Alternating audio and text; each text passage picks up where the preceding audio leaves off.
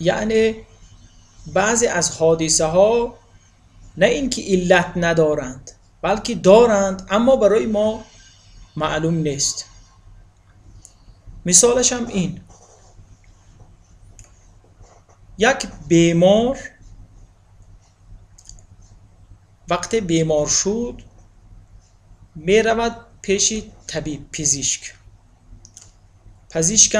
پزشکم علت یابی می کند، می بیند اول که علت درد این چیست، وقتی علتش را پیدا کرد به دنبال معالجهش می افتد. خب و معالجه می کند. این علت هایی است که ما بشر از آنها آگاهیم. به عبارت دیگر سبب بهبودی این مریض چی می شود؟ معالجه اش نزد طبیب. اما دیدید که امروز دیگر برای همه این چیز معلوم است که بعضی از روانشناسان با تلقین بعضی از مریضها بیمارها رو معالجه میکنند، حتی بیماری هایی که نه اینکه بیماری روانی باشند یا بیماری یعنی روحشان مبتلا به یک بیماری باشد، نه، حتی بیماری های مادی را بعضی از این روانشناسان یا کسانی که از روحی خیلی نیرومند و قوی برخوردار هستند معالجه میکنند بر اثر تلقین. از این حوادث در جهان زیاد است. یک نفر نقل میکرد به من، میگفت یک دوستم مبتلا به مرض سرطان شده بود، بعد رفت پیش طبیب پزشکم معاینه کرد، دید آره این مبتلا به سرطان است و لاعلاج هم هست. و این طبیب چیکار کرد؟ با اون نگفت که تو دیگر آمادگیت برای بین دیگه کفن و دفنت میمیری، نه، آمد گفت که نه، کی گفت که تو مریضی؟ من در معاینه هیچ اثری از سرطان در بدنی تو ندیدم. این واقعیتی که اتفاق افتاده، دروغ هم نیست. بعد این طبیب گفت که تو هر روز پیش من بیا، من نیم ساعت با تو کار دارم. این هر روز نیم ساعت میرفت، این تلقین میکرد که تو مریض نیستی. اگر کسی به تو گفتن تو مبتلا به سرطان شده ای، سخنی دروغ گفتند. تلقین میکرد. 4 ماه گذشت، بعد از 4 ماه معاینه کردند، خود همین طبیب معاینه کرد و حتی جایی دیگر هم رفت معاینه کرد، هیچ اثری از اون سرطان باقی نمانده. خب سببی بهبودی این مریض که در ابتدا واقعا مبتلا به سرطان بود چی شد؟ تلقین.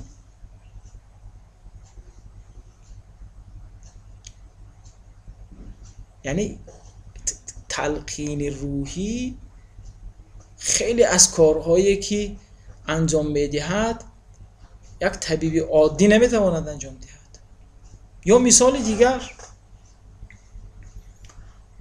شما دیدید که همه ما دیده ایم یک نفر مریض میشد،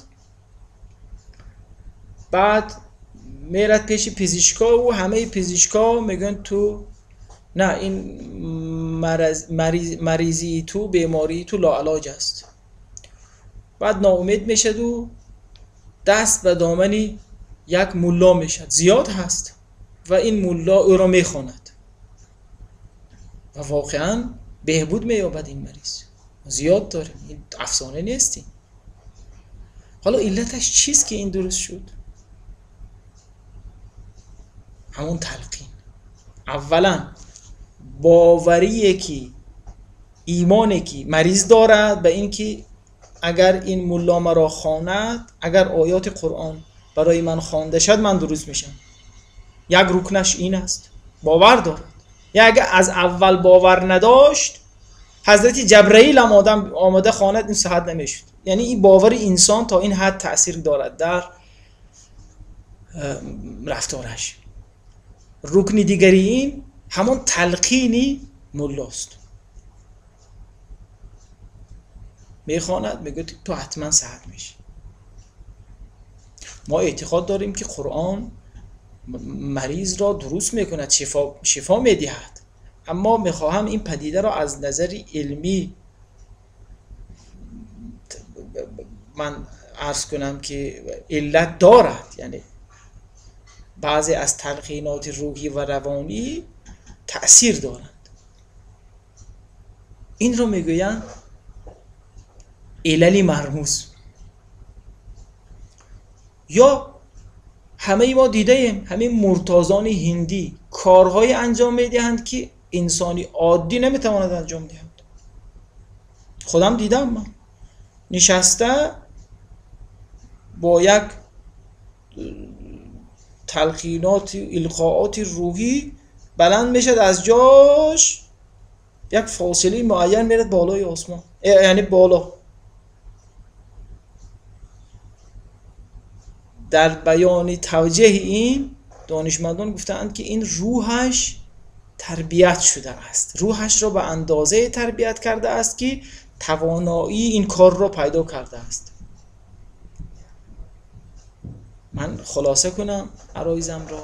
ببینید، برخلاف پنداری غالب چنین نیست که علت ها همان علت هایی باشد که ما عادت کرده ایم. تبدیل یک چوب به مار طبقی خب آن اسباب و عللی که ما عادت کرده ایم ناممکن به نظر می رسد، اما شاید یک علتهایی دارد خفی مرموز که آره می توان یک چوب خشک که عصا باشد را تبدیل به مار کرد. چه کسی گفته است که آوردنی تخت بلقیس در یک چشم به هم زدن کاری محال است؟ عقلا نه، عقلا محال نیست، محال نیستیم. اما ما عادت نکرده ایم که ببینیم یک تخت از یک مکانی دور در یک چشم زدن به هم زدن مثلا بیاد در یک ثانیه در یک مکانی دوردست دیگر. بر اساس عادات ما ندیده ایم، اما شاید یک علل هست مرموز خفی که بتواند این کارها را انجام دهد و علتش هم باشد، نه اینکه بیرون از علت ها باشد، اما یک علل مرموز، سبب مرموز خفی. توجه دارند دوستان؟ خب حالا پیامبران الهی اگر خارق العادات انجام میدهند، علتهای آن روحی آنهاست. اینها بنده های برگزیده خدا هستند، کاملترین انسان های روی زمین هستند. اگر یک مرتاض عادی کاری خارق العاده انجام دهد، مگر پیامبر یا یک ولی خدا که در تربیت و پرورش روح به مراتب بالاتر از آن مرتاض کافر است، مگر نمیتواند کارهای خارق العاده انجام دهد؟ خب اگر ما اعتقاد داشته باشیم که مرتاضی که کاری اینم عرض کنم کارهای خارق العاده مرتاضا جادو نیست، سحر نیست، بحثی سحر و جادو جداست. سحر و جادو یک نوع چشم بنده است. حتی اون کارهایی که ساحران فرعون انجام میدادند آنها چشم بندی میکردند، اما کاری که حضرت موسی در برابر کاری آنها انجام داد و آنها پس تسلیم موسی شدند، این چشم بندی نبود، کاری خارق العاده بود. این کاری مرتضی هم سحر نیست. همه قبول دارند که در نتیجه تربیت روحشون است. روحش را به درجه پرورش کرده است، تربیت کرده است این مرتضی که قادر به انجام یک چنین کارهایی شده. خب پیامبران و اولیاء الله که در پرورش و تربیت روح نظیر ندارند، ما معتقدیم تمامی پیامبران معصومند، یعنی معصوم از گناه هستند، گناه انجام نمیدهند، اینها اصلا محال است انجام دهند. به درجه از تربیت و کمال انسانی رسیدند که دیگر کمترین کوچکترین گناه هم از اینا سر نمیزند.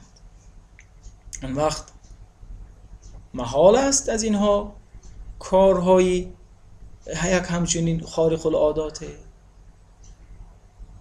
وقتی یک طبیب و پزشکی عادی در نتیجه تلقین یک مریضی مبتلا به سرطان را که همه اسباب مادی گفتن دیگر تو میموری، تو لاعلاجی، و آن توانست با تلقینات روحی آن را معالجه کند، اون وقت یک پیامبر به انجام یک خارق العاده عاجز است.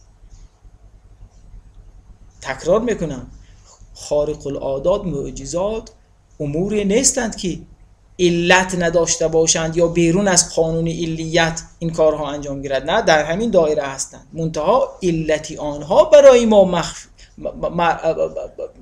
خفیست، ما از آنها آگاه نداریم، اما علت دارد. چی بسا یک پیامبر روحش به درجه تا جایی رسیده است که میتواند با اون نیرو و اراده قوی خود یک چوب را تبدیل به عصا کند، یک عصا را تبدیل به مار کند. این محال نیست. شما دیده بعضی ها ارادهشان را تا آنجا تقویت میکنند که اراده آنها تصرف میکند در همین جهان هستند. اراده میکند مثلا یک قلم روی میز ایستاده است، با اراده کار میکند که اون قلم حرکت به حرکت درآید.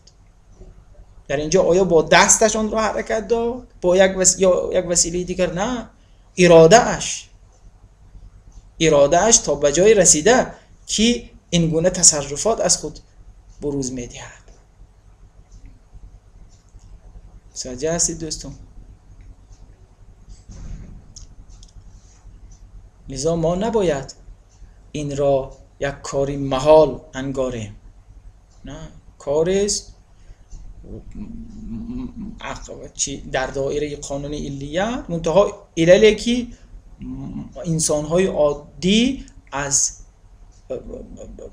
یعنی برای ما آنها نامعنوسند، برای همین هم اینا را خارق العاده میگن، یعنی کارهایی که عادت را خرق کرده است، نه قانون علیت را. توجه کنید دوستان. این نکته را هم بیام در این پایان این درس عرض کنم که عرضم حضورتان همه این کارها به اذن خدا است.